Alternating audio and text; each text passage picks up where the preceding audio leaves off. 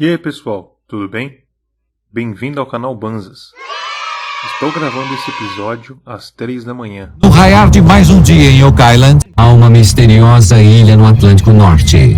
Mano, você tem demência?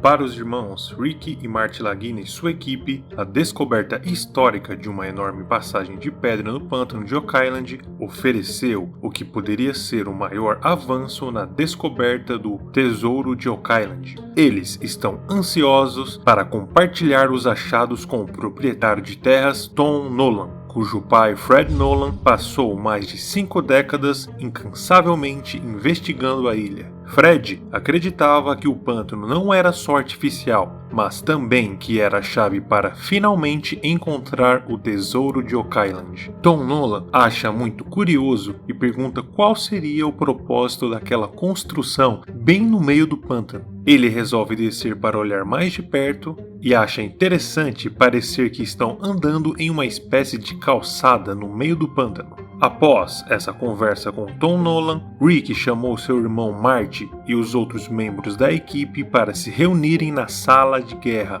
Eles estão lá para compartilhar importantes informações que ele e o historiador de Oak Island Doug Crowell encontraram durante a sua recente viagem para a fortaleza francesa do século XVIII. Na semana anterior, após a equipe obter provas científicas de que a estrutura de madeira recentemente desenterrada na enseada Smith foi construída em 1741, Rick e Doug viajaram cerca de 480 quilômetros para um forte militar francês do século XVIII, na cidade de Louisbourg. Os dados suportam uma teoria apresentada pelo historiador Chip Reid, que dizia que um vasto tesouro francês pode ter sido movido da fortaleza para Oak Island durante o início da década de 1740. Incrivelmente, ao passo em que eles visitavam a fortaleza, que Rick e Doug viram um antigo sistema de inundação feito em pedra, bem similar ao que foi descoberto no pântano de Oak Island. Eles então começam a ver fotos que foram tiradas na visita e acham interessante as pedras terem uma disposição que lembra muito o caminho pavimentado do pântano. Será que Rick e Doug poderiam ter descoberto uma ligação entre a fortaleza e aquele enorme esforço de engenharia que aconteceu no pântano séculos atrás? E se sim, poderia ser prova de que o pântano pode ter sido criado artificialmente?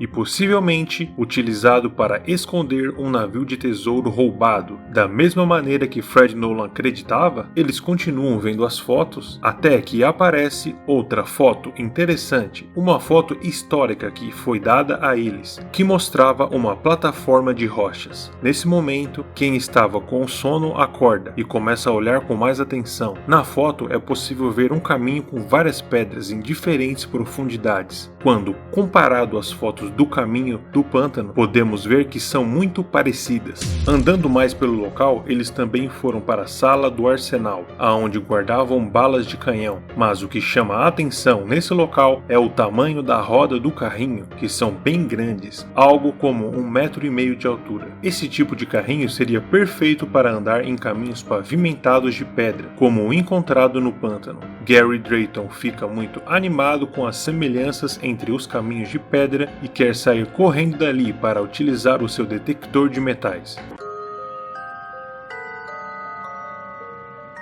Após a reunião, Rick Lagina e Billy Gerhardt retornaram para o pântano para se encontrarem com o geocientista Dr. Ian Spooner. Eles estão ansiosos para que o Dr. Ian examine a misteriosa área pavimentada, que agora está completamente drenada. Eles estão esperançosos que encontrem qualquer evidência que possa ajudar a determinar quando a estrutura foi construída e qual o seu propósito. Dr. Ian Spooner, ao encontrar madeira entre as pedras, diz que aquilo indica que aquelas rochas não poderiam ter sido derrubadas ali, e analisando mais, ele diz que aquilo tudo não poderia ter sido criado naturalmente. Dr. Ian resolve pegar o pedaço de madeira que achou para mais tarde analisar e ajudar a datar quando o caminho foi construído. Encontrar evidência de que o misterioso caminho de pedras é, de fato, uma estrutura feita pelo homem ou uma possivelmente construída antes da década do poço do dinheiro em 1795 é um avanço emocionante. Se a avaliação do Dr. Spooner puder ser confirmada através de análises científicas, a equipe poderá estar a um passo de datar essa construção.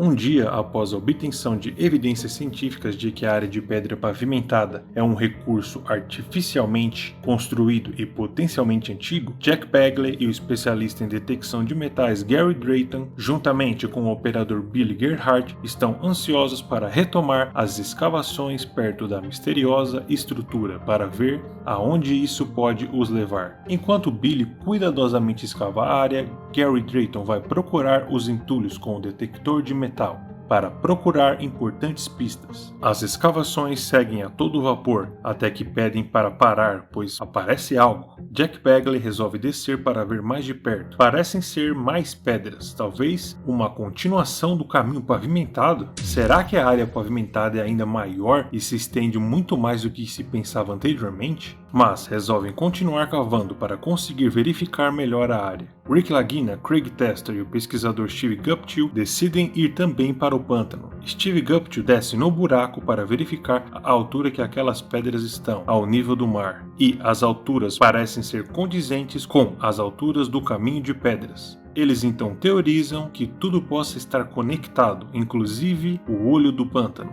Enquanto estavam testando perto do ápice de forma de triângulo do pântano no início do ano, Marty Lagina e os membros do time descobriram um estranho círculo de pedras, que a equipe apelidou de Olho do Pântano. É uma formação que eles acreditam representar o chamado o olho que tudo vê, um símbolo proeminente para os maçons e seus antecessores, os Cavaleiros Templários. Mas poderia esse recurso misterioso de pedra pavimentada realmente estarem conectados ao olho? E se sim, qual seria a finalidade? Rick decide que as escavações devem continuar para retirar uma grande camada do pântano.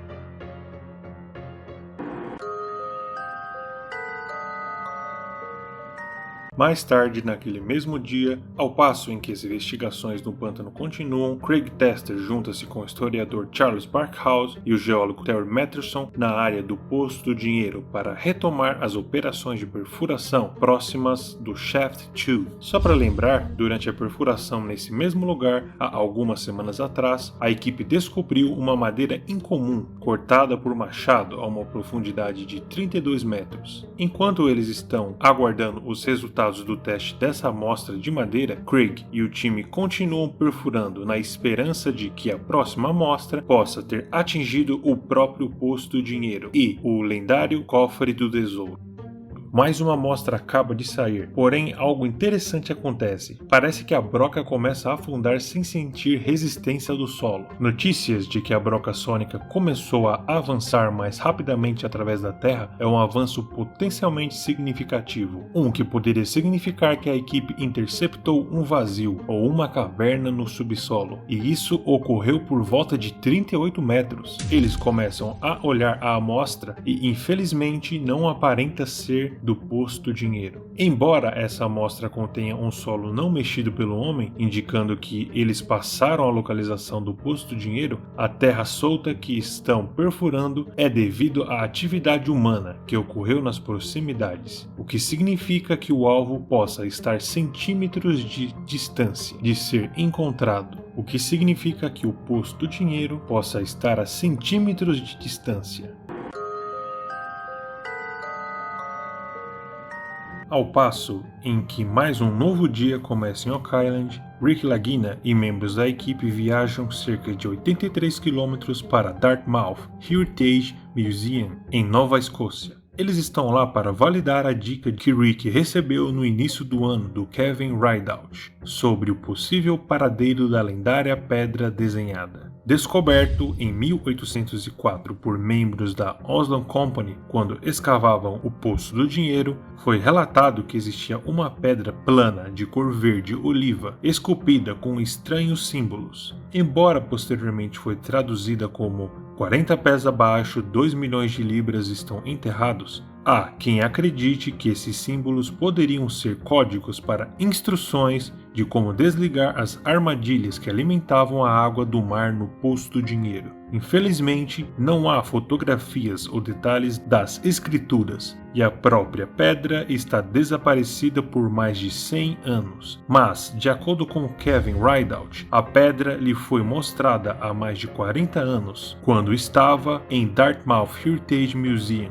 onde foi supostamente incorporada no quintal, atrás da propriedade. Tendo acabado de obter uma permissão do governo para cavar no recinto do museu, Rick e a equipe estão esperançosos de que vão finalmente recuperar o que poderia ser um dos artefatos mais importantes de Oak Island. Eles então começam a cavar e, enquanto isso, Jack Bagley e o Gary Drayton começam a procurar pelas proximidades do olho do pântano e encontram uma grande peça e ficam muito felizes, pois parece que encontraram uma velha picareta de ferro, possivelmente utilizada para tunelamento e encontrada perto do olho do pântano.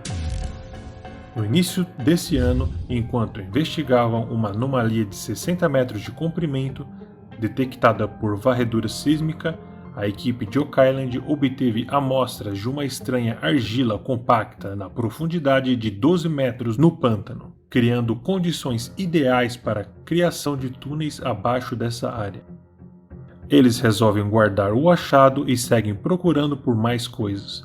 Não demora muito e encontram outra coisa, e parece ser uma outra ferramenta, talvez o resto de uma pá, mas difícil dizer. Será que Jack e Gary poderiam ter acabado de encontrar mais evidências para apoiar a ideia de uma grande operação de tunelamento que ocorreu nessa área séculos atrás? E se sim, também poderia estar conectada de alguma forma com a misteriosa área pavimentada e o olho do pântano localizado nas proximidades?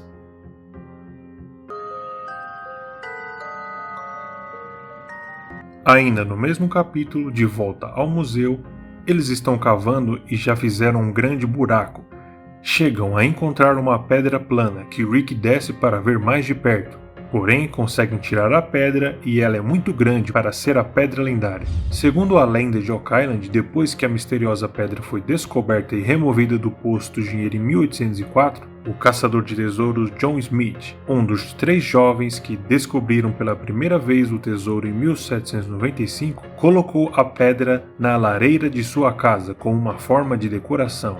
Em 1865, a pedra foi removida e foi transportada cerca de 100 km ao norte para a cidade de Halifax, onde foi colocada em exibição da A&H Creighton, na esperança de atrair novos investidores, a caça ao tesouro de Oak Island. Porém, depois que a loja fechou suas portas em 1919, a misteriosa pedra desapareceu sem deixar qualquer rastro. Algumas pessoas acreditavam que a pedra foi secretamente doada ao Halifax Club, uma fraternidade composta por empresários de destaque, onde supostamente estava embutida no chão. Mas quando, em 2016, Alex Lagina e membros da equipe de Oak Island rastrearam pistas que os levavam até um beco sem saída, um ano atrás o historiador de Oak Island Doug Crowell acreditava que ele havia encontrado a pedra no portão do prédio onde foi vista pela última vez, a localização da loja dos livros de Halifax. Porém, apesar de corresponder a uma descrição da misteriosa pedra, a ausência total de qualquer uma das marcações de hieroglifos sugeriu à equipe de que não era a pedra original. E só para lembrar, no início do ano, Rick Lagina tinha recebido uma pista do morador da área Kevin Rideout.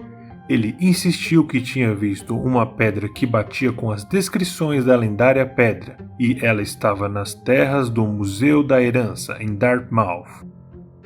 Kevin chega ao local e diz que, na opinião dele, as escavações devem ser mais profundas. Após escavarem por várias horas, eles chegam a uma infeliz e decepcionante conclusão de que a pedra não está ali.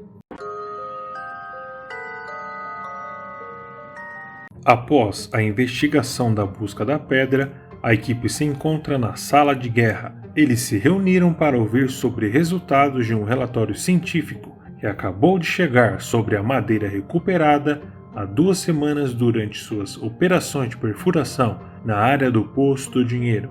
Após a datação por carbono 14, eles chegam à conclusão de que a madeira é de um período que compreende entre 1626 a 1680. Ao ouvir esse resultado, todos ficam felizes. Mas madeira da área do Poço do Dinheiro, datada possuindo mais de um século antes da descoberta do lendário tesouro? Será que a equipe finalmente identificou a localização onde o cofre do tesouro de Oak Island se encontra? No início deste ano, depois de extrair amostras do pântano, o Dr. Ian Spooner apresentou surpreendentes dados. Ele determinou que o pântano não foi apenas criado pela mão do homem, mas que também há 800 anos atrás houveram atividades humanas de escala industrial que ocorreram no olho do pântano em algum ponto no final do século XVII. Essas concordâncias de datas e dados deixam a equipe ansiosa por mais investigações no pântano. Para os irmãos Rick e Marty Lagina e a equipe de Oak Island, a obtenção concreta de evidências científicas de que eles finalmente localizaram o Poço do Dinheiro é um desenvolvimento potencialmente histórico. Pode não ser mais uma pergunta de onde o tesouro de Oak Island está, mas sim quão profundo ele está enterrado. E seria um tesouro de ouro e prata ou artefatos de valores inestimáveis? Mas, ao passo em que a equipe continua cavando, pode ser que sejam forçados a responder uma pergunta muito mais difícil. A busca pelo tesouro de Oak Island vale todo o tempo, dinheiro e vidas necessárias para encontrá-lo?